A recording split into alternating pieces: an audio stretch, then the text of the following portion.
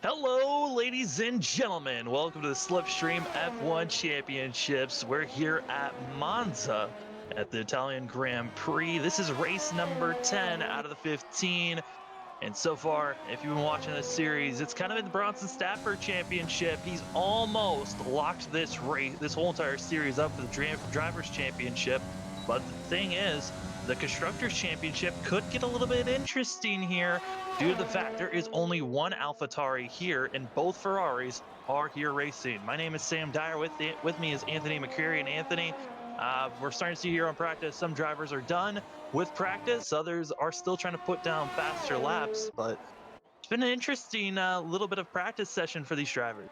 It has been it's been a pretty solid practice session for a lot of these drivers. They've kind of taken to this track and know that it's going to be pretty much the fastest track that they're going to go to all season long. We're seeing speeds well over 210 miles an hour going down into the first chicane. So it's going to be a little bit of a can you keep into the slipstream of the guys in front of you? Can you keep DRS along with them? And then if you can do that, then you can pretty much stay with the group of cars that are leading.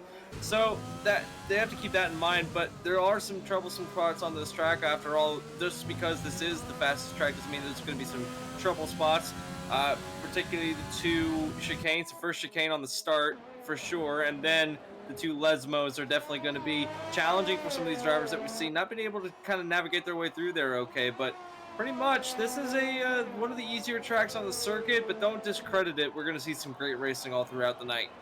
Yeah, I mean, Monza is one of the funner tracks to be racing around throughout the whole entire schedule. The only issue is off these exits. There's so many sand traps that you might be pushing your car so much that you dump it into the sand trap and you'll just scrub off so much time that it will hurt you in the long run. As right now we're on board with the Red Bull machine of Duncan McCamick, and we're starting to see that what was formerly known as Racing Point last week, they've now transferred to Red Bull. It's going to be McCamick as well as JCW. It's interesting to see. We've been saying this throughout the whole entire season, though, of drivers swapping teams to really see what car they feel most comfortable with. And we'll see with switching to a different team if it's going to help these drivers out. It's crossing the line. A lot of fast cars. Purpling Sector 1, though, is going to be Matthew Dyer, who's trying to put the fastest lap here during practice. Matthew Dyer has had a bit of a weird season. He came into the season late, has shown that he's a force to be reckoned with, but has not really been able to put together a great run so far. He's always had something happen to him throughout the race, or throwing it away in the middle of a race that's really hurt his opportunity to win a race. I think the biggest example of that is in Canada, where he was on the dry tires throughout a rain session. It almost worked for him, but then he got on the brakes a little bit too hard and slid off the track, causing a lot of wing damage. Had to come in and get that fixed. But if he can put together a solid run, then he is going to be a force to be reckoned with. These Renaults are fast, and they've proven that they can keep up with AlphaTauri as far as that's concerned. But they have to they have to remember that this is going to be there's a Ferrari stricken in the middle of the racetrack. But they have to remember that they are fighting for a championship too, and they have to be 100% every race going forward as he purples the entire track as he goes fastest overall. Matthew Dyer during practice, fastest car out there, but it's kind of a deceiving fact to see Matthew Dyer on top of the board, because we were watching during practice. Bronson Stafford did not finish out practice, and he was kind of, in our eyes, looked like he might have been sandbagging practice, because he was purpling in sector 1 and 2 most of the time. Then he would just slam on the brakes before he got crossing the line and wouldn't put the fastest time up. So we'll see here during qualifying what this driver's going to see. And this is JD that's just sitting and completely dumped his Ferrari into the wall at the end of him crossing the line. And right now we're waiting for Duncan to either retire or we're going to let the timer run out for a minute here. But Anthony, looking at the points and constructors, as practice has officially come to an end. Matthew Dyer will have the fastest time set there. But Bronson Stafford, if he has a dominant day here today, winning the race as well as getting the fastest lap, it's looking like he could possibly clinch the whole entire series here today if we see Breaky not have the best start or really the best finish here at the end.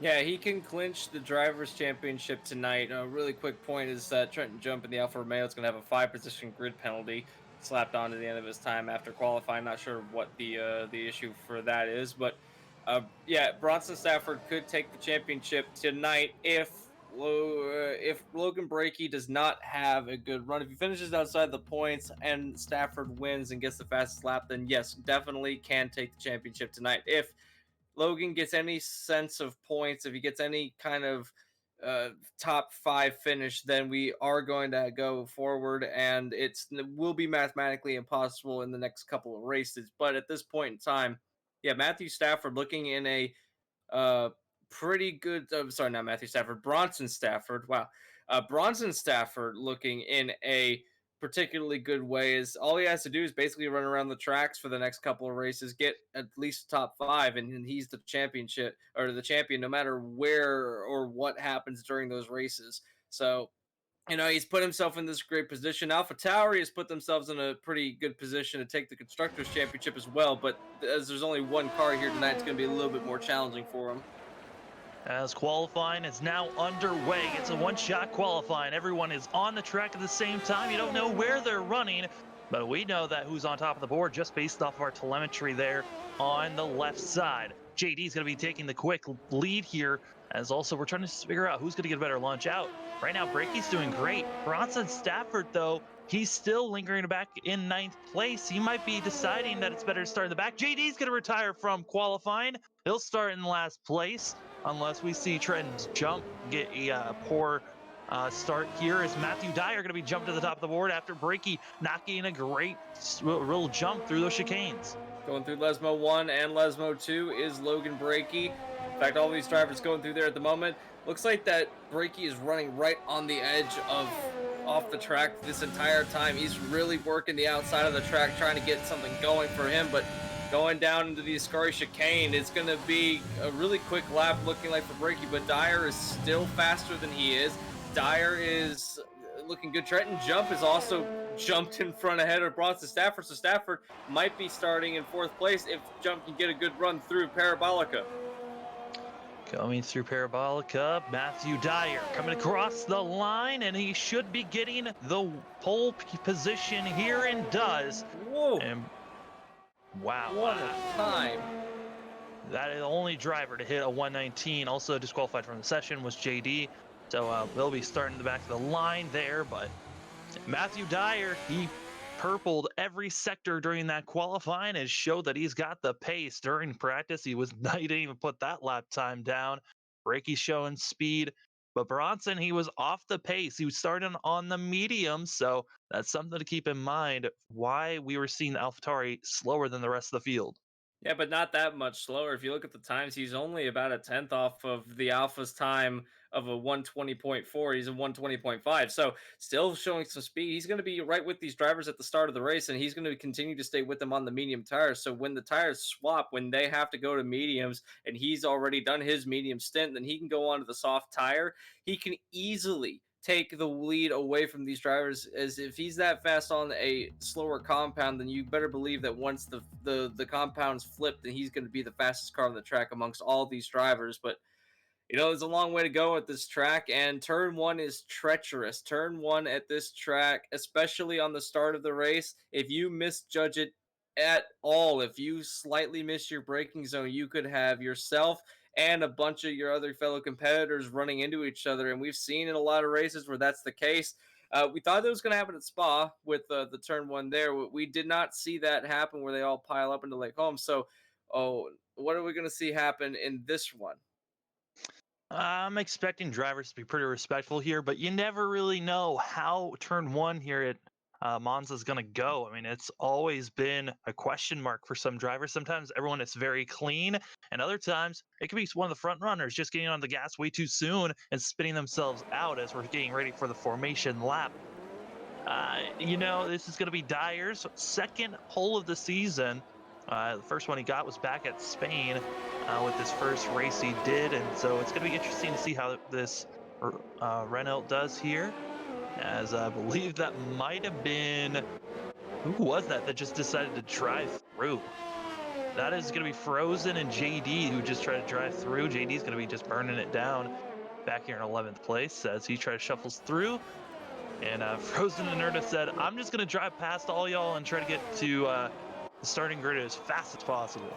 Yeah, he's been doing that. He did that the last race in Spa. He's going to do that here as well. He thinks it might give him an advantage, some more time to think about life as he's sitting on the grid. And I want to apologize. I said Lake Como when I was referring to Turn 1 in Spa. I was actually at La Source. I, for some reason, was thinking about Lake Como, and I knew that wasn't right when I said it, so I want to correct myself. But this track is, at this stage in the series, this is going to be the last European race of this season. We got 5 rounds after this race, which include, in no particular order, Singapore, Japan, Abu Dhabi, the US, and Brazil. So it's going to be one of those travel a lot kind of end into the season. And some of these drivers might be a little bit fatigued. They might be a little weary after the season's over with all the traveling they're going to have to do. But it's a mixed bag of tracks. You have the really fast track of Suzuka, you have the really tight, long, twisty circuit of Singapore, and then you get into some of the bigger tracks on the circuit,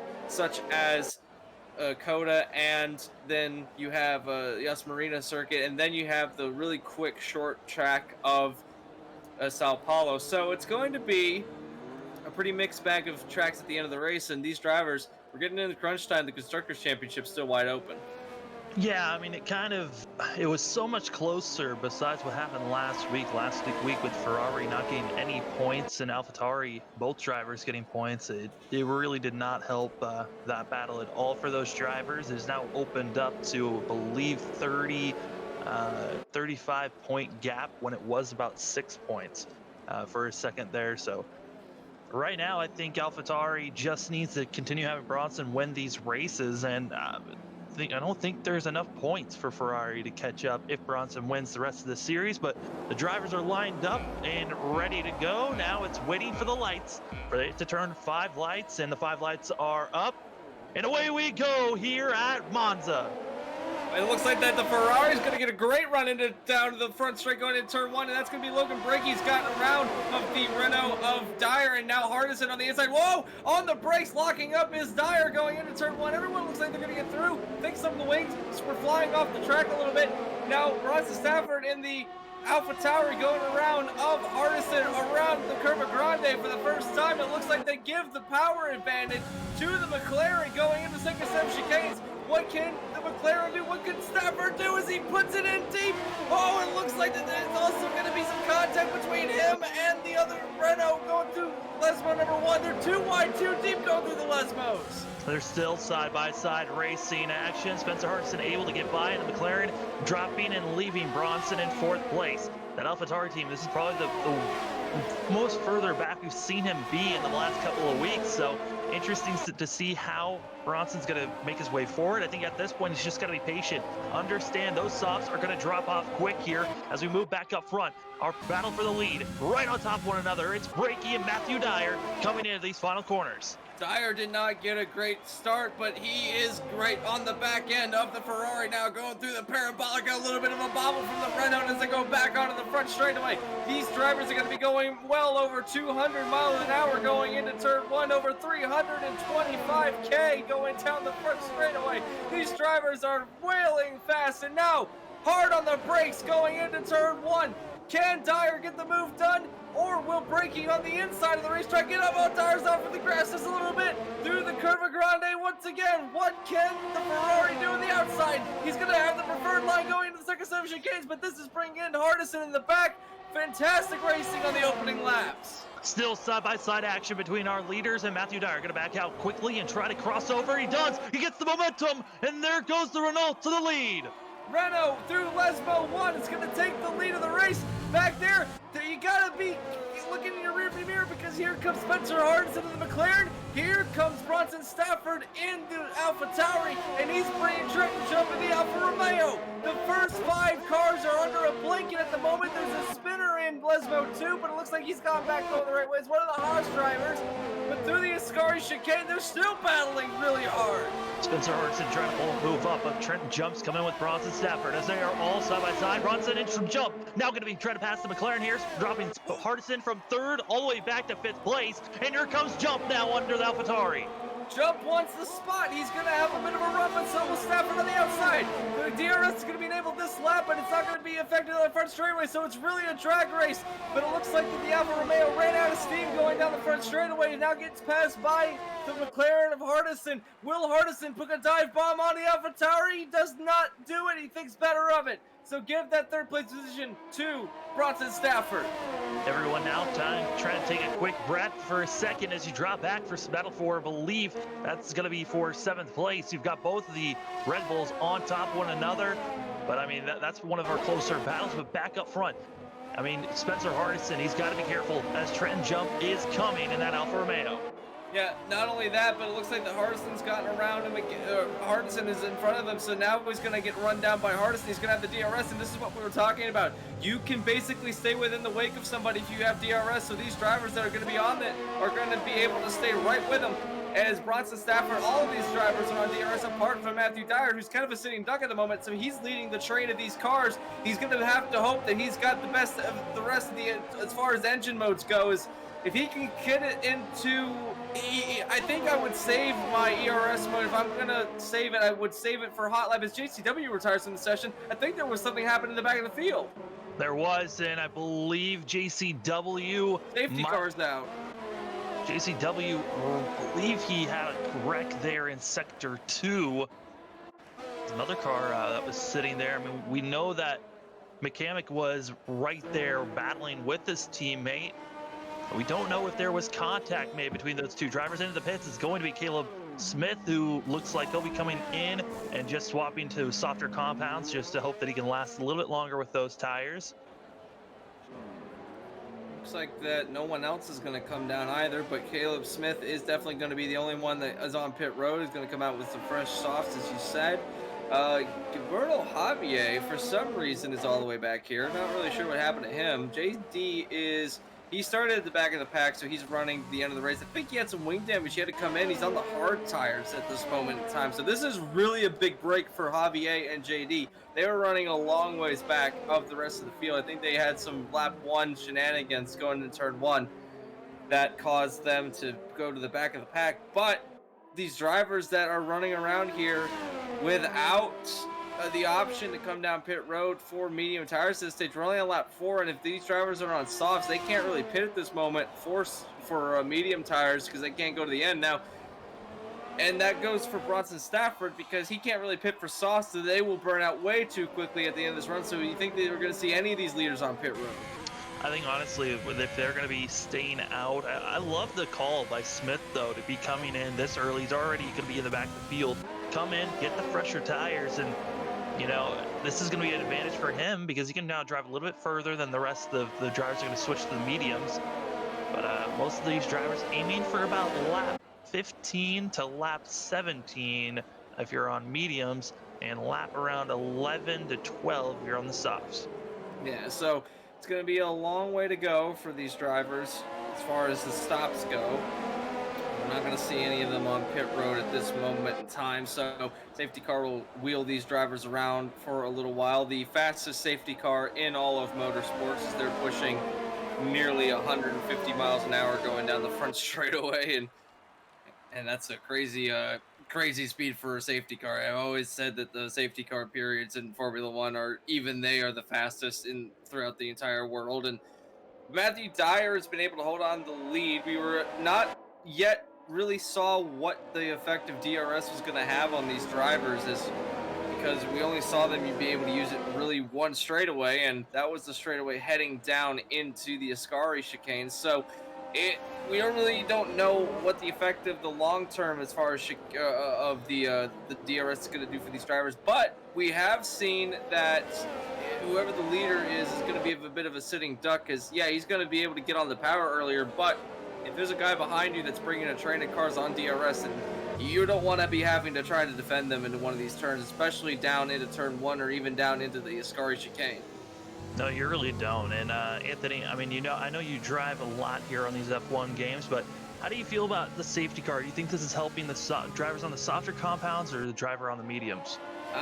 It's helping nobody at this moment in time. It's actually, if you really want to be truthful, it's helping the guys on the softs, because now they're not burning their tires up so quickly. They can go a little bit longer on these softs before they have to swap over. But at the same time, the guy that's on mediums is doing the same, so he can make these medium tires last a lot longer than he would have been able to, about 2 laps longer than he would have been able to. So it's going to be a little bit of a cat and mouse game for these drivers that are, I mean, it's really only one driver that's on mediums as opposed to softs, and that's Stafford. But they're all going to have to pit eventually, so really it helps nobody at this stage. But we're about ready to go back to green as the safety car is going to come in this lap, so we're really going to see these guys, what they could do going down to the final turn yet again.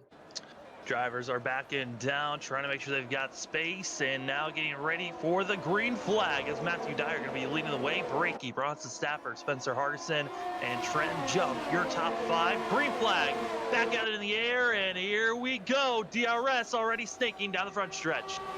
DRS hasn't been quite enabled yet, but they are snaking down the front straightaway. I don't think that Brakey's going to have anything of a run to do going down into turn 1. Bronson was a little bit too far back as well, so he's going to have to settle for 3rd place at the moment. Behind, you have Hardison and Jump battling. Hardison's been on the podium 2 races. Oh, there's 2 drivers through the turn 1. That's going to be the other Ferrari of JD and the Red Bull of McCamick. So they missed the first chicane. They're going to have to go through there, slow down. They might have some time penalties at the end of this race because of that. Let's keep our eyes out on that. But right now, Trent Jump trying to get on the back bumper of Spencer Hardison. As Brakey, he will be close enough to possibly make a challenge here, but Dyer slowly pulling away, it looks like. But down the straightaway, this is when we're starting to see that slipstream just helping so much. Yeah, the slipstream is key here at this track. You got to stay in it if you want to stay with the main group of cars, and if you can do that, even when a lot of these drivers switch to the medium tire, I think they're going to be able to stay within striking distance of Stafford if they can keep on the DRS, but I don't know if they're going to be able to put up much of a fight.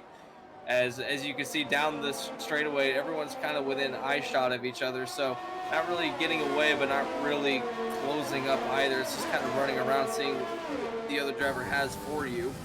Speaking of the other driver, Caleb Smith is going to have a rundown on the Alfa Romeo of Jump into turn 1. I don't think he's close enough. Nope, he's going to try it out and decides otherwise. Yeah, he just wasn't close enough to try to dive bomb it into that first corner, but thinks better of it, and now going to be setting up throughout the rest of his corners. He's going to have a long way to go down into the second chicane, and when you get down there, it's through Curva Grande. You're kind of running around in a blind corner until you get to the exit of it, but even then, like, it's so hard to set yourself up, especially if you're trying to make a pass around the outside. It's hard to set yourself up for a position to be in, because being that it is a chicane, you're gonna go on the opposite end of the racetrack at the exit of it. So being right against the line is going to be where you want to be on the outside of the racetrack. Whoa! There's a big bobble from Caleb Smith out of Lesmo too. He almost had a spin around on that McLaren, but still going. Not McLaren, Mercedes, but still going, and still running the back end of the Alfa. Bronson is slowly starting to be out of DRS zone, being pushed out of the second marker. So interesting to see that for 3rd and 2nd place. Our leader is still within a half a second, but this pass here for 5th place. Caleb Smith under Trent Jump and able to make the pass is the Mercedes, but here comes the battle back from the AlphaTauri. The Alfa Romeo in the battle back on the outside line of the front straightaway. He's got the momentum. He carried the momentum off the Parabolica going into turn 1. What can he do here? Does he outbrake him? Does he try to do the cutback? But no, it looks like that the Mercedes is going to have the best line going through there, but they're still nose to wing with each other. And now through the outside line, through the grass goes the Alfa Romeo of Jump around Curva Grande. Can't really stay with him, so he's going to fall back in line. He's going to be back in the slipstream. He's going to have DRS if he can get through the 2 Lesmos still behind the Mercedes, so he might have a shot at him going to the Ascari, but we'll have to wait and find out, as he might be setting himself up for one of the passes of the century. Also, Javier, with these two drivers battling as hard as they are, the other driver is coming. But also, watch out for JD. The longer this run goes on, the better those hard tires are going to get, and the better that he'll probably be at the end of this run. Yeah, for sure. JD's going to have a. He's not going to have to pit again. And I think that at the stage he pitted at, he can make these hard tires last the rest of the way, which is bad news if you are, say, someone like these leaders, because we've seen how close these cars have stayed together. We're not seeing them get spread out like we normally do at other circuits. This track is such in the way that you can run it and not lose much time to the guys in front of you, so you're still within eye shot of them at all times. So if you're on the same straightaway as some of these drivers when they make their pit stop, which they're eventually going to have to, then you can stay with them, be able to take the lead, and you might be able to just nurse it around the track at that point, losing a couple of tenths per lap, maybe even losing a second a lap. If you have enough laps left and you can maintain the lead of the race, it's going to be close for JD, but definitely keep him in your sights for later on. As also we just saw there, Brakey losing second place, going a little bit wide. Bronson Stafford just put down the fastest lap of the day, and now trying to run down this Renault team as Matthew Dyer still leading the way as he's trying to pull away before Bronson can get that DRS and try to catch up to him. He's going to be within DRS zone this time, though, as he's going to have it. Brakey's going to have DRS as well. Bronson Stafford has shown that he's the fastest of all these drivers. Really, he was the fastest in practice, although we never really saw him put down a fastest lap in practice. He qualified on the medium, so we really don't know what his full speed his full speed lap on soft tires are, because he really didn't put one down that we were really timing. So this is all we have to base off of, but based on the speed alone, I would gather that he's going to be pretty fast, as it looks like it's going to be Brakey in the pits. Yeah, this was something I was starting to notice is we've been out there for almost 10 laps, and those soft tires were going to drop off at some point. Looks like they already have. Bronson fastest lap once again, and expect Dyer to probably pit here pretty soon for those mediums, as Brakey only driver in our top 10 that is pitted on that time. So interesting to see how much time can Brakey gain here with switching the medium so early. Looks like that Bronson Stafford also took the lead of the race while we were looking away, as he is now going to be the leader of the race, although he's going to have a very hungry Matthew Dyer behind him in the Renault.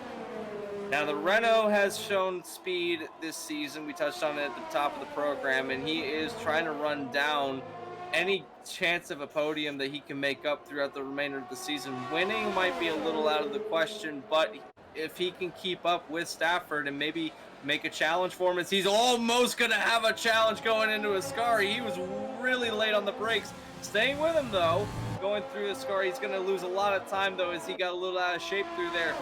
Still within DRS zone, so if he can stay within the DRS, if he can stay straight up with him, then we might have a battle going into these next few laps. Speaking of another battle that's going to be happening behind, that's going to be for third place. Spencer Hardison, Caleb Smith, they are right on top of one another. As well, for back at sixth place, there was a battle going on there, but here comes Smith trying to make a pass as Dyer into the pits. Matthew Dyer into the pits. He's going to get some medium tires and a pass for second place. What is now going to be second place is between Smith and Hardison. These drivers tangled at Spa. They might tangle here again, but there's a little contact between Hardison and Smith, but looks like Smith is going to get the position done. And I was talking about Hardison. Spencer Hardison has been on podium 2 weeks in a row now. So he's looking strong. He might be in a position to get another podium here tonight if he can indeed do so. That would be his third straight podium. So fantastic couple of races for this McLaren team. And you got to think that getting those kind of points, that's going to help them tremendously to get into the midway part of the Constructors' Championship. They might be able to even get the third place in the Constructors' Championship. I believe we're looking at the stats. Spencer Hardison's first podium was last week, actually, and he's trying to aim for his second one here. Driver that has multiples besides the Ferraris and Bronson Stafford would be Matthew Dyer with a total of 3 with all his starts. Is yellow in sector 2. That's going to be the Ferrari, I believe, back there, and I believe that could have been Brakey that caused that yellow. It might have been. I thought that Hardison was on podium in Silverstone. Don't believe so. Huh. Could have sworn he was. I thought that it was him and Silverstone, and then at Spa he kind of inherited a podium, but maybe I'm wrong. I have to go back and look. Caleb Smith has definitely not been on the podium twice. He was, and that might have been no. It was Hardison. He was on podium at Spa. He was on third place, I believe, or not I Spa, mean, Silverstone. We'll have to double check that, but I'm pretty sure that he we was. are double checking that, but just looking at the team stats at the moment. And we'll take a look at our broadcast as we are still looking at other battles that are going on. The battle for fourth place, JD has been moving up. He is now up to fourth, but Javier right on his back gearbox. Yeah, Javier is trying his hardest. He's on the soft compound, so he's got the faster compound, although at the end of this run, he's going to have to try and come in and try and get those tires replaced at some point, because I don't think he can really stay out much longer on these softs. As at the moment, JD has been able to make those hards work. He is actually on pace with some of these drivers that are on softs, meaning that if he can stay out, like I said, if he can stay out, there's Bronson Stafford on the front going down into the Parabolica. JD is on the same straightaways, was on the same straightaway for a moment, just coming out of Ascari. So he is going to be within striking distance, and he can take the lead when Bronson comes down pit road next. JD will inherit the lead of this race, as he does not have to pit. Theoretically does not have to pit for the remainder of this race. He's going to have a massive lead coming out of the pits as well. So he might be able to hold on for this win. And I say might because the hards will fall off eventually, but they are a bit of a slower burn. They'll be able to stay out much longer. They'll be able to have their effectiveness have much longer, as he's been able to hold off Javier for the moment in time. So that's kind of a little bit of what we might see later on in the race, because the hards and the softs will be basically a net same as far as grip goes, because JD's car will be lighter and definitely have some grip from those hards. We'll have to wait and find out if that is indeed what will happen. So I went back and looked. It was actually going to be Caleb Smith that got his first podium back at Silverstone, and Hardison finished in fourth at Silverstone. Okay, so I thought he did, but it's one spot away. One spot away. I mean, Spencer Hardison's been having a great season so far, fourth in points with 86 points. He's catching up to JD. With JD not showing up for the last couple of weeks, it's kind of given an opening for these other drivers to have a chance here for a possible third place in points. I know for Caleb Smith, Matthew Dyer, they're trying to aim and try to go after Hardison here for the final couple of races of the season and try to see who will finish in that fourth or third places. Javier now into the pits there for fourth. We'll see where he drops off to, but up front, Bronson's still leading, and expect to see him pit here probably in the next 3 to 4 laps or so. I should see him in. I think that he'll pit with about 10 laps to go. That's about really what we've seen these drivers on softs be able to make it to, apart from Duncan McCamick, who has been out there for 13 laps on softs. I'm not sure. Well, it was a lot of drivers came down pit road, so that's why we're seeing some of these drivers on fresher softs than some of these other drivers. So McCamick out there right now on the oldest softs. Whoa, McCamick making contact there with Frozen Inerta and spinning it around. Wow, came in super strong there, and contact only really hurting himself. Frozen Inerta able to hold on and continue running, but a scary moment for both those drivers. Yeah, that was interesting. We were talking about him, and then he has something happen to him, so the commentator's curse kind of comes back, and you should maybe stop talking about some of these drivers who are in precarious positions, but I would bet now that he's going to come in and get some fresh tires on that Red Bull machine. And another driver who we should be seeing on pit road very soon is actually going to be the Mercedes of Caleb Smith. He is on 10-lap old sauce at this moment in time, so that's about the end of the lifespan. He's been able to keep pace with Bronson Stafford, even though he's on old softs. Take a look back there. JD is now running third place. I was watching, we were on board with Matthew Dyer there as we saw Frozen Nerda coming into the pits. Dyer stayed on the back bumper of that Haas driver trying to get the DRS for the front stretch and almost dumped his car into the pit wall. So a very risky play, but it's working out just slightly, trying to get every single speed that he can get with these medium tires early on. As with Caleb Smith pitting on that what was our first and only safety car of the day so far, It's been a great pickup so far with him pitting and going with the softs early, running second so far, and trying to gain as much time as possible. Yeah, trying to gain every bit of advantage as he can. He's making those softs work out wonders for him. The safety car definitely did help him, although he had a bit of a bobble going through Ascari that time by. But he's actually being ran down by JD at the moment. So he might be wanting to think about coming down and getting some fresh tires at this moment, because if someone's running you down on the hard tires, then you know that there might be something a little bit wrong, that you might need to come down and get some speed eater tires. Although he's going to stay out, we have a yellow flag. That's one of the Haas drivers in the back. It's frozen. It's frozen.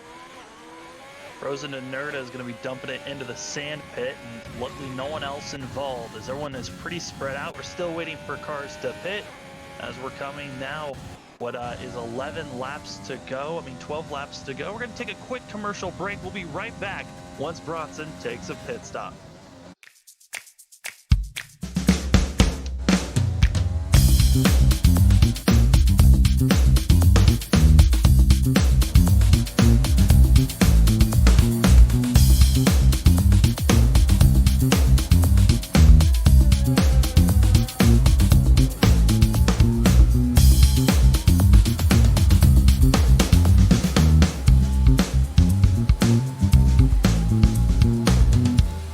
Since the VFW was founded, their mission was really to look out for the veterans community, to make sure that our nation upholds its promise to really care for the service member, the veteran, and his or her family. There are several ways that the VFW fights for veterans today. The top services include disability claims assistance, advocacy on Capitol Hill and with the Department of Veterans Affairs. We also offer scholarship opportunities, and then also volunteerism.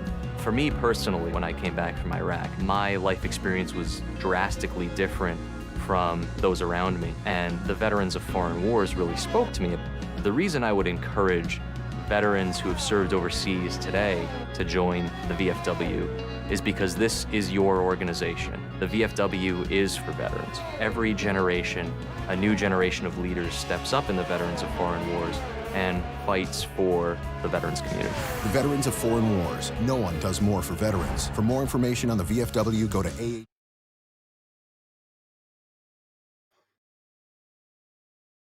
You saw it there, Matthew Dyer passing Bronson Stafford, but under commercial break, Anthony and I were talking about it. What if JD can make it to the end here with these tires? Now it's kind of the race, who can get to the Ferrari? Indeed, it's really a battle of who can get to the back end of JD first at this point in time, because he's caught himself up to the Mercedes of Caleb Smith. So if he can pass Smith, he's on DRS at the moment. These two are going to tandem off of each other, get some DRS. They're about kill it 9 seconds, a little under 9 seconds back to Matthew Dyer, who was, speaking of going off the track, now JD takes the lead because of the bobble from the Mercedes. So with JD taking the lead, with that gap being about 9 seconds back to Matthew Dyer, if he loses a second per lap, which is what it's looking like is going to happen, losing a second. Trent jump into the wall, and he is done here. Will we have a safety car? And safety car. This changes everything. Switch to the pits. Coming into the pits, Matthew Dyer straight going to the soft tires, I believe. Bronson Stafford doesn't have to switch to softs. He's already on them. JD was not able to pit. Oh, that advantage he had. Drive-through penalty is going to be given to Mechanic, so... Speaking of the safety car, yeah. So, with Trenton Jump, who had a fast car all night long, had an issue now. That brings out our second safety car. But this has put some of these drivers on the medium tire at a huge advantage. Caleb Smith has already come down. He's actually going to be on the medium tire. He's going to have maybe come down and get softs. He's made his change so he can come back.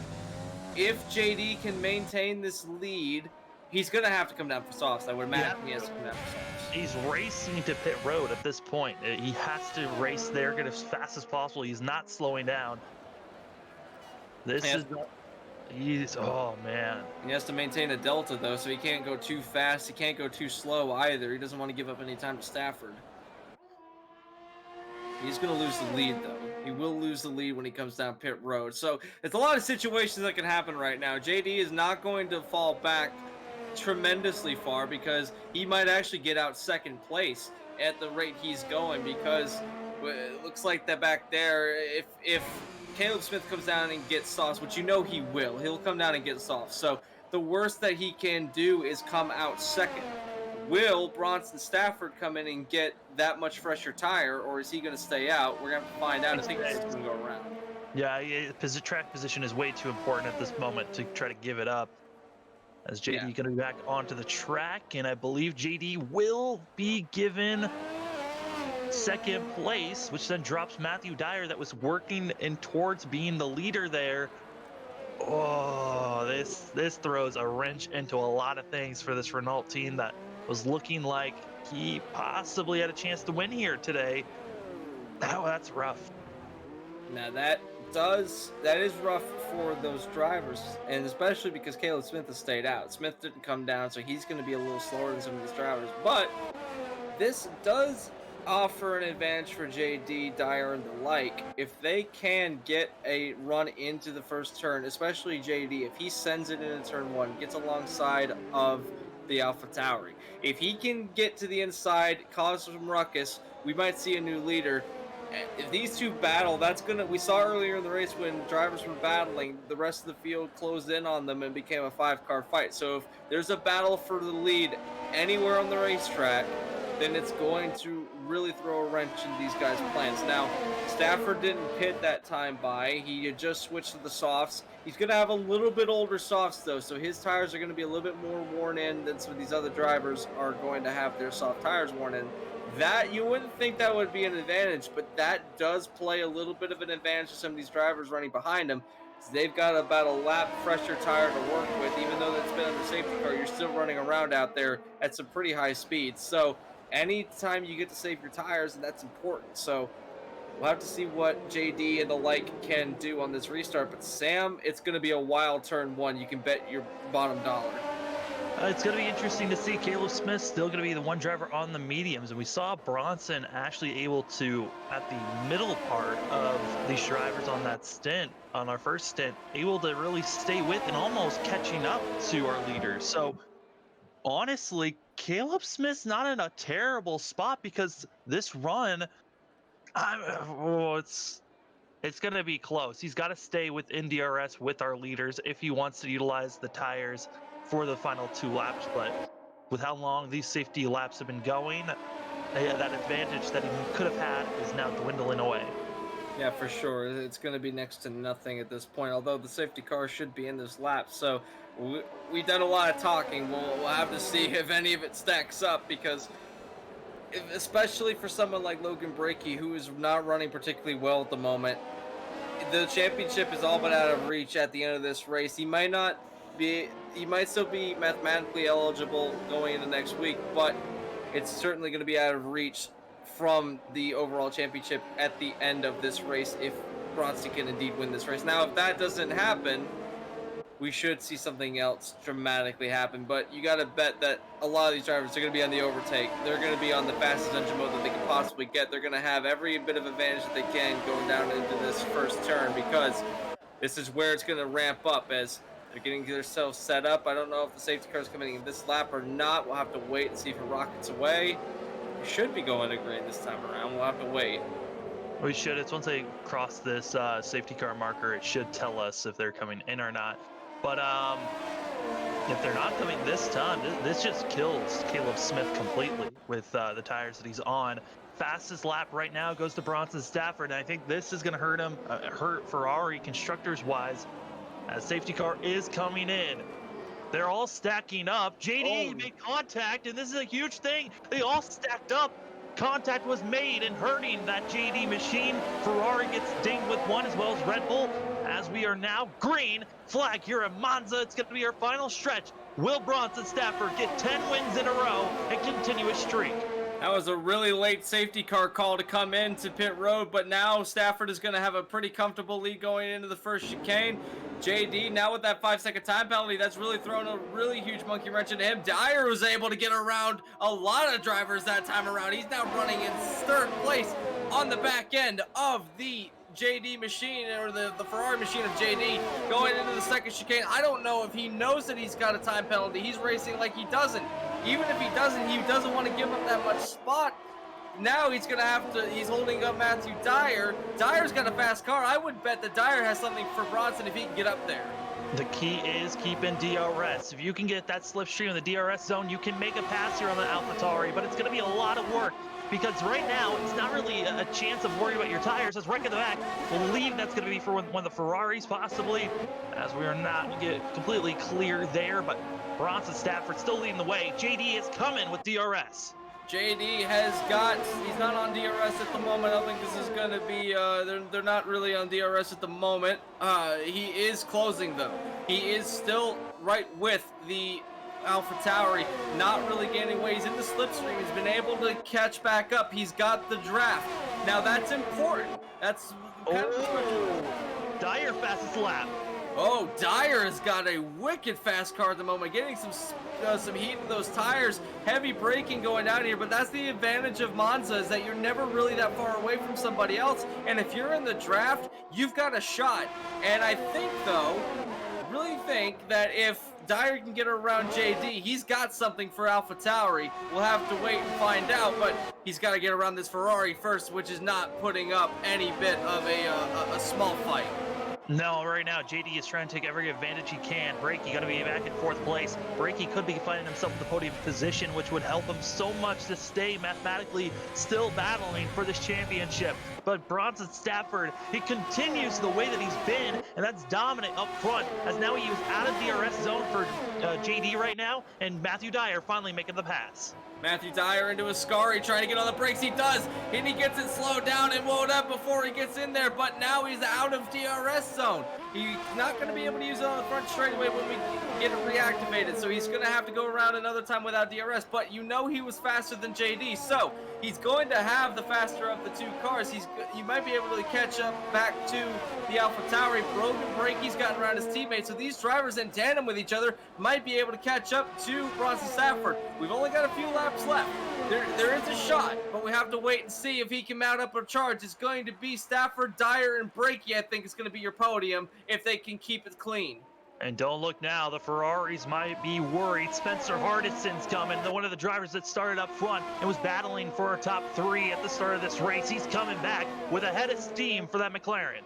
Yeah, that McLaren, he's in a net 4th place at the moment with JD's time penalty. In fact, JD would be mired all the way back in 7th place with his time penalty. No, not even that. He'd be mired back in 8th place with his 5-second time penalty. So he's got to be careful here. He doesn't need to have any big mistakes. He doesn't need to have anything happen to him because he is right now running very far back on the field on a net loss. So again, heartbreaking for JD. I have to admit though that when that safety car period ended, Bronson Stafford did slam on the brakes pretty hard. I don't think that was a smart move on the part of Stafford. He should have known that there was drivers behind him that were right with him.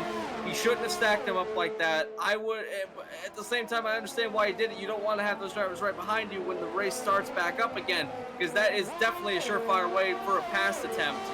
At the same time, I don't think it was wise on his part to have basically something he did cause another driver to have a time penalty. Yeah, the admins are going to have to relook and see if there's going to be any repercussions on that. But for now, Bronson is pulling away about a 1/10 a second to 2/10 a second every lap. Right now, I'm just watching Matthew Dyer. He's kind of just making mistakes here or there. It's hurting him on the long run.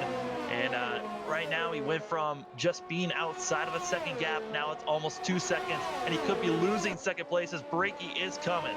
That is that's the benefit of being within the wake of another driver. As you see the Dyer's outside of DRS zone from Bronson Stafford, but the two Ferraris are within DRS zone. So that just shows you just how much you can keep up with the driver. On similar paces, JD almost losing out of Lesmo too. And it's going to get passed by the McLaren if he's not careful. I think he has been passed by the McLaren. Yes, he has. McLaren of Spencer Hardison down the straight into Ascari. He's going to take the 4th position away on the racetrack. He was already there, but he's going to get it done on the racetrack at this point in time. They are losing Stafford at the moment. Although Dyer was faster through Ascari, he's always been faster through Ascari than Stafford is, but just not enough to be able to maintain any kind of gap. But we're running out of laps. We're coming down to 3 laps to go. It's just, yeah, I mean, it's interesting to see. You know, the DRS is helping the Ferraris out as they are trying to make their passes on the drivers that are in front of them. As Hardison, he's going to be trying to duck and weave and make sure that JD does not have the wake to work with here, as that's about a 3/10 battle there. As also behind them, Javier's having a challenge by Caleb Smith, and Caleb Smith and Javier almost make contact. They bump again, and they continue on staying side by side. This battle here for 6th place. Yeah, now bring the Haas of Frozen and Nerda into this mix. Haas has been running around these drivers a lot. Has only got one driver in the field tonight, and that is Frozen, trying his hardest. Again, on the outside comes the Mercedes, and then on the now on the outside of the track is going to be the other of the two Renaults, and it looks like that Javier is going to get the pass done through Lesmo 1. Can he hold it through 2? No, he doesn't. He goes off track in Lesmo 2. So Javier is off the circuit, around, stopped on the track, a yellow flag in sector 2. Can he get it back going? This might be another safety car. He's still stuck trying to get going, and he finally is going straight back on the course, and now we'll drop all the way from 9th. The battle there for 6th place gone. Also, JD able to get by Spencer Hardison there, utilizing that, utilizing the DRS and the wake there. As Brakey still, Dyer is just snaking all the way to pit wall, back up, not allowing any type of advantage down the straightaway. As another spin in the wreck, I believe that is actually going to be Frozen and Nerda having issues for that Haas driver again. And he was way far behind. Looks like it's going to be Caleb Smith. He was far behind Smith, and he was battling right with them a couple of turns ago. So definitely something happened to him in Parabolica. But we're on the penultimate lap, and I don't think that there's going to be much of anything that Dyer or Brakey can do. As the other yellows out. Oh, there's two cars off track into the chicane. That's going to be the Haas of Inerta, and McCamick, I think, was involved in that, but certainly the Haas is still stuck there trying to go back the right direction. Side-by-side battle between Dyer and Brakey. Brakey gets the position done. But is this the time to make the pass? I mean, is it too soon? Because now Dyer has the chance. He's going to have DRS. He's going to be close enough. But, this is going to be interesting to see, as Brakey did have the draft to work with as well as DRS, and right now, looking at the advantages between the two drivers, Brakey does have the advantage with ERS going into these next couple of corners. But how much will the DRS help the Renault team? What we're going to find out is it might help out quite substantially, because now Brakey doesn't have it. Going down into the final chicane, we're on the last lap, so the final time going through the first chicane. Looks like that Brakey's going to go defensive. On the outside is Dyer. Going to try the switchback move. Can't get it done. Brakey gets on the power first, but Dyer is still right with him. What can they do? This is for the battle of 2nd place through Curva Grande for the final time between these two drivers. It's going to be a battle all the way down to the end of the race. Brakey still trying to hold on the best that he can here. Here comes Dyer, though. He is right on the gearbox of that Ferrari machine and trying to set himself up. He's coming close. They are entering the DRS zone here in the next couple of corners. Through Lesmo 2, it's going to look like going to be Brakey still with an advantage, but Dyer's going to be on DRS. Stafford is nowhere to be seen for these drivers. He's way far ahead. They're trying to beat the rain as the clouds have rolled in, so they're trying to get the race done. Side by side going into Ascari. What can the Ferrari on the outside do? He's going to shut the door on the Renault, and it's going to be Brakey going down into the penultimate corner, going to the Parabolica. We look, but Bronson Stafford's going through there at the moment. It looks like it's going to be Stafford winning the race. What can Dyer do? Nothing. It looks like that Brakey's going to get out there. And Bronson Stafford with a time penalty. Bronson Stafford has a 5-second time penalty. Logan Brakey, I think, won this race. Nope, he wasn't close enough. He was 5/10 off. He could have done it, but he with so much battling between Dyer and Brakey, they ran out of time, and that's why Bronson just took off like a rocket ship. How about that? We didn't even know he had a 5-second penalty, but he still pulled it off. Bronson Stafford almost got this win stolen away from him, from Logan Brakey and the Ferrari. That would have been Ferrari's first win of the season and a home victory for them, but just 5/10 up if they hadn't been battling. If him and Dyer hadn't been battling, that would have been the win of the race, and you gotta think maybe they knew about that, and that's why they were battling so hard. because they knew that they had the win locked up if they could just get to the finish within 5 seconds. But still, Bronson Stafford going to be your winner. Bronson Stafford with another, this is probably the closest finish we've had all season long, but it's the same driver again. 10 wins for 10 races so far in the Slipstream F1 Championship, and it still is baffling. JD's going to get driver of the day even with the penalties that he's gotten, but started back in last place, able to move up into the top 5. But there's that AlphaTauri driver once again, and it's going to be Logan Breakey's second, Matthew Dyer in 3rd place. And it seems to be a very similar podium that we see almost weekly, it seems like. Last 2 weeks it's been kind of odd, but now it's feeling like it's normal. Yeah, AlphaTauri at the top step of the podium yet again, 10th time this season, but now Ferrari back on podium. First time in, I think, 2 races that they've been on the podium. So Logan Breakey gets himself back on the podium. Matthew Dyer in the Renault gets on the podium here tonight. It's going to be in a 3rd place position. Almost by 5/10 was all the gap was after the penalty was served. Breakey could have gotten this win. However, he does make it so that Bronson Stafford, not your champion tonight. We're going to take it to the next round. But certainly, if Breakey continues to finish bridesmaid to Stafford, it could be that Stafford walks away with this. He is walking away with the championship, but it could be that we see him take the championship very soon. If you look down through your running order, though, the Ferraris finished 2nd and 5th, so right back up with AlphaTauri in the constructors. Well, possibly. They might be just doing a little bit of a nick at it, but this is a huge mounting points battle. These Ferrari drivers going to have to go against Bronson, especially if Bronson's going to fully max out today with the fastest lap here. Only driver to hit a 1:21 here today. Wicked fast machine that needed to go quick with the final 7 laps here, and able to pull out to over 5.5 seconds over 2nd place, and what was needed to get the win. And now we're going to be getting ready for our wind down and getting ready for interviews here.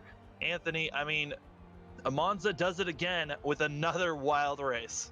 Yeah, Monza never disappoints. The Temple of Speed lived up to its name tonight, as all the drivers were within striking distance of each other throughout the entire track. Normally, we'd see a lot of drivers go multiple laps down by the end of the race, but given the nature of Monza, you're never really that much off the throttle throughout the entire lap. You're at 100% throttle pretty much about 90% of the lap. So it's one of those tracks that, if you can stay within a second of somebody, especially with the DRS, you're able to stay maintaining distance with them. Because of the way that the straights are lined up, you have plenty of opportunity to catch up, and that's why I think we see some of the lesser drivers that maybe don't have the fastest cars. They're able to stay within other drivers that do have fast cars because you can stay right with them. But yeah, it never fails, not once. Nope, and now we're going to be starting driver interviews with Matthew Dyer, 3rd place finisher. Matt, Sam, and Anthony up in the booth. You got us? Yeah, I got you. Well, that was a fist fight between you and Breakey there, but how was it from your side? It felt pretty good. I knew to even have a shot at challenging Bronson, I knew I had to go opposite. He was talking about going medium, so I knew I had to go softs. It put me in a good spot, but definitely that second safety car didn't help very much either. But I really, that dogfight between Breakey and I was pretty dang close. I knew that last lap I had to make a dive in, Ascari, because I would not have had a shot going down that back straight. I ended up almost running out of ERS, so it was a pretty good dogfight. This is going to help you with more and more. This is your 4th podium of the season as you're trying to go up through the points challenging. But what else could you have done in these upcoming races to try to battle with Bronson?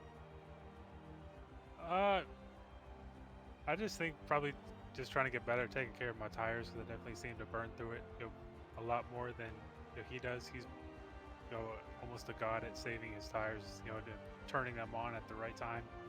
This is something I need to work on.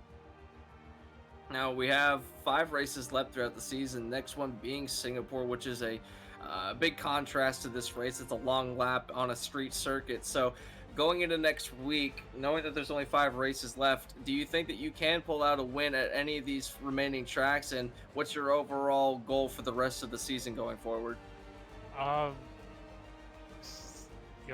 Bronson is an absolute god at Singapore. That's one of his best tracks. So I don't think any of us are even going to have a shot at touching him. I think maybe Abu Dhabi and Brazil, might be my best chances at it. But yeah, we'll see how it goes. I think if I consistently can be on the podium, I'll be happy with that. Well, Matt, before we let you go, the floor is yours for any shout outs. Just a shout out to Rev Sports and Race Energy. I'm ambassador for them, so use the code BALD15. You get 15% off. So you definitely try them out. Well, that's Matthew Dyer, who gets a 3rd place finish here today, and good luck next week at Singapore. Thanks, guys. As Anthony, we're now going to be bringing in 2nd place Logan Brakey, the other driver that was in that dogfight. Logan and Sam and Anthony, you got us. Gotcha. Well, you knew you had to try to battle as hard as you could with Dyer there at the end, but did you realize how close you were to Bronson there before getting that win? Oh yeah. I mean, I was watching the interval stay the same for the most of that.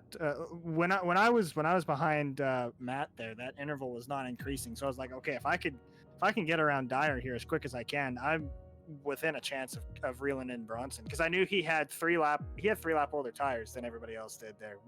Almost everybody pit on that safety car, and he stayed out. So I knew the tires. I took care of my tires well. It's not really a tough thing to do at Monza, but I took care of my tires well enough so they were still pretty fresh. So I knew I figured if I got around Dyer quick enough, I'd be able to reel him in. But it's so hard to. It's one thing to catch somebody here, but passing them is so tough because you have a lot of hard braking zones where you can make a move, but completing a pass is a totally different animal than just giving yourself a shot at doing it. Yeah, and coming into this race, it was looking like you needed to finish in the podium position to keep the championship's hopes still alive. I mean, they might be very slim, but still alive. How is your mindset going forward in this season? I mean, you got to think realistically. He's dominated this whole season. Obviously he's won every round, so realistically you don't worry about the drivers' championship. The only thing I'm worried about now is constructors, and not letting him win every single race. That's the other thing. Slipstream has been around for 12 seasons and nobody's ever done that before, and I'd like to keep it that way because I don't want anybody to have that bragging right. So that's the main focus now is going for that constructors championship and trying to knock him off the top step for once. I thought today was going to be the day, but this is sometimes you need to be lucky to be good, I guess. It certainly could have happened today. There was never a moment on the racetrack where the drivers weren't in the same eye shot of each other, certainly the same camera shot. That's just the nature of the way Monza is. But we have some very different tracks going forward. This is the last of our European stretch before we head to Asia for 2 races. Then we head to the US, then back to Asia, then back to South America.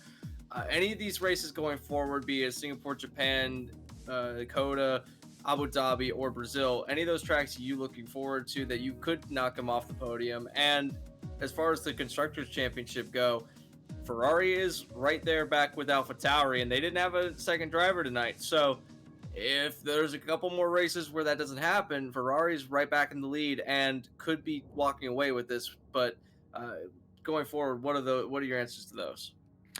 Yeah, I mean, and as far as upcoming tracks that I'm looking forward to, Singapore is definitely one. I was born there, so that's always a special place to race at. It's cool to rip around there.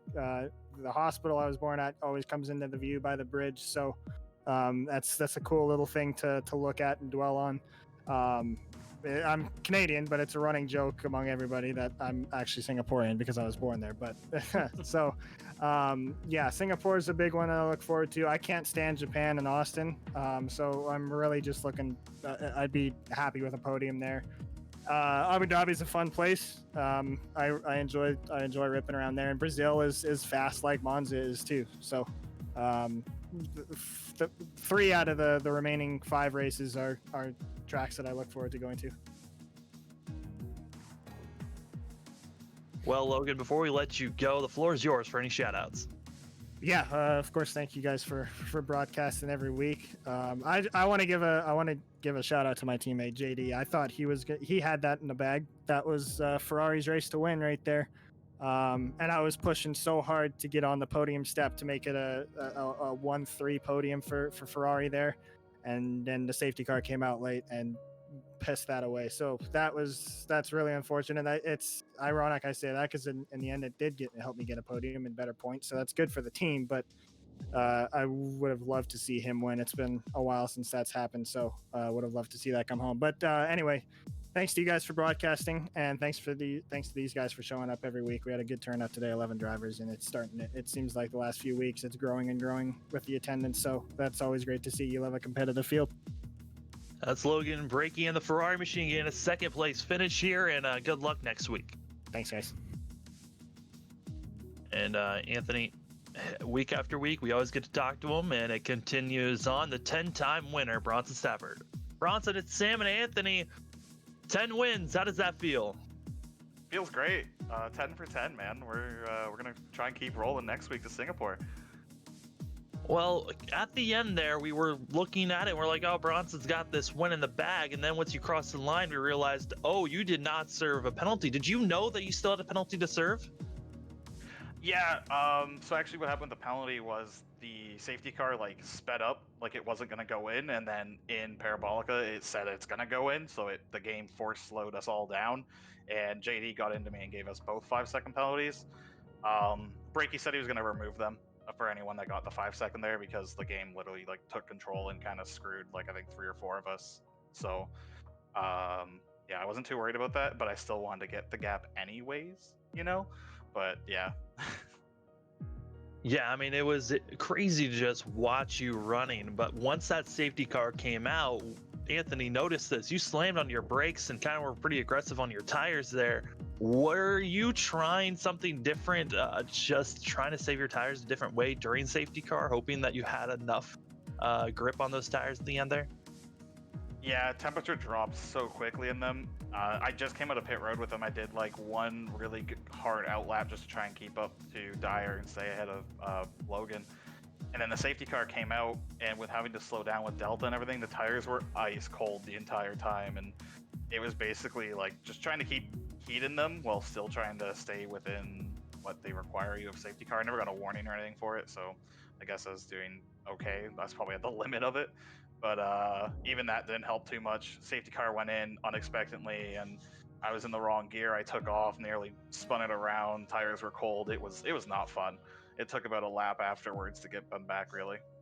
Yeah, it was a really weird call coming in that late for the safety car. In contrast to the first one, where on just outside of Ascari, everyone knew that it was coming down. But then at this one, middle of Parabolica, not the place that you're thinking that the car is going to come in, but it did, and still managed to get this win, even though that at Monza it's one of those tracks where you're never really that far away from anybody. None of these giant leads that we see at other tracks, none of these lapping the whole field, because the whole field finished on the same lap apart from the drivers that did not finish the race.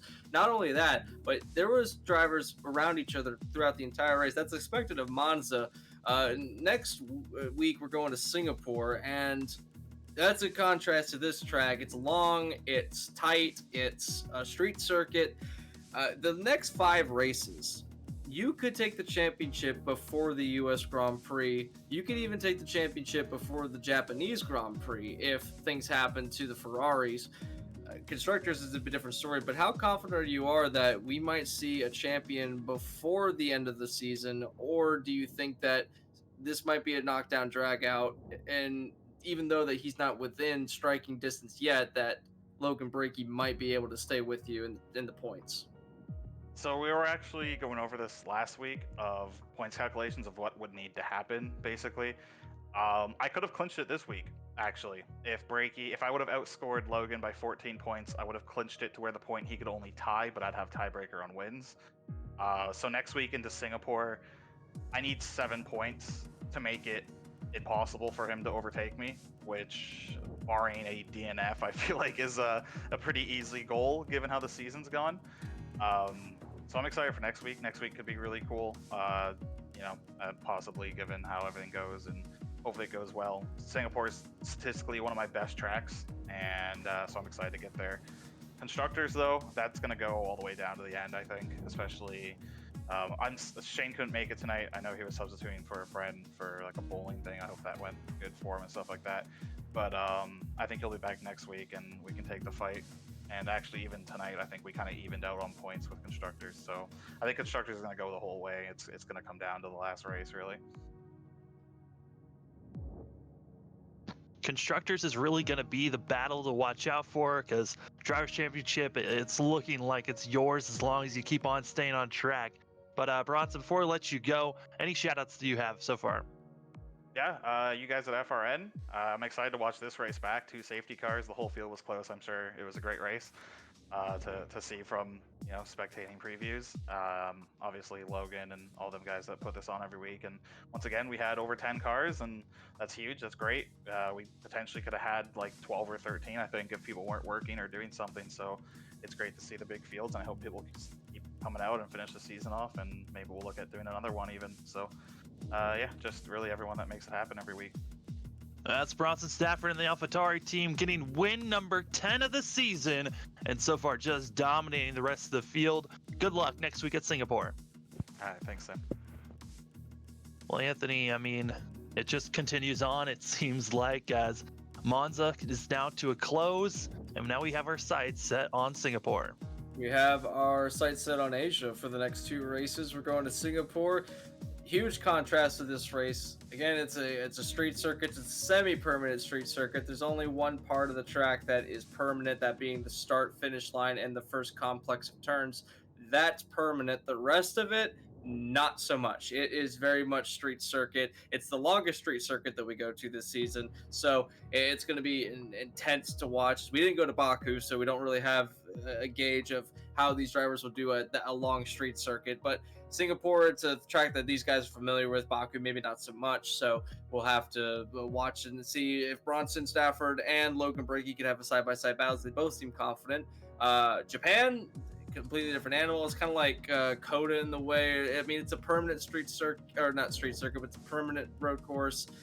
Then we go to the U.S. Grand Prix, Abu Dhabi, and then to Brazil. So last time we were in Europe, and I think this European stretch was pretty good. I gotta admit, there was a lot of nice races, a lot of clean races, a lot of nail-biting races, especially Spa. Spa was incredible.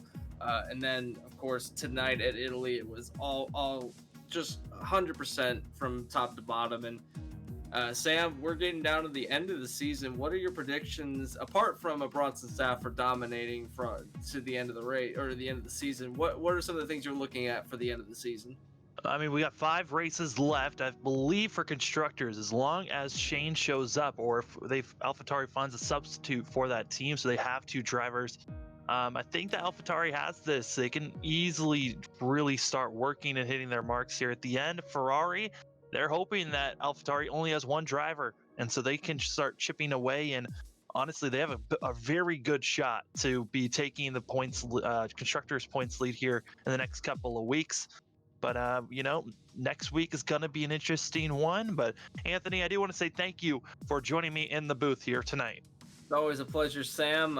It's been a long road to get here for 10 races of the Formula One Championship. Only 5 races left, so I might have nothing to do Monday nights. We'll have to figure out something to do on Monday nights. We will certainly find something to do here on the Flatout Racing Network, because for us, it continues on into tomorrow as we've got the G-Force Hijinks clothing line Vintage Series. That series is having their final race next week. That is going to be the championship race between Christopher Morris Jr. and Dallas Myhan. It's going to be a close, hard-fought battle at Atlanta. It's been close action all season long, and it's going to be exciting to see tomorrow night at 9:15 p.m. Eastern Standard Time to catch that on the Flatout Racing Network YouTube page. But for us here tonight, Anthony, it was a blast to watch for Anthony McCurry and myself, Sam Dyer. Thanks for watching another presentation of the Flatout Racing Network. We head to Singapore next week, and we can't wait for you guys to see all the action here once again at the Flatout Racing Network. Have a great rest of your night, everybody.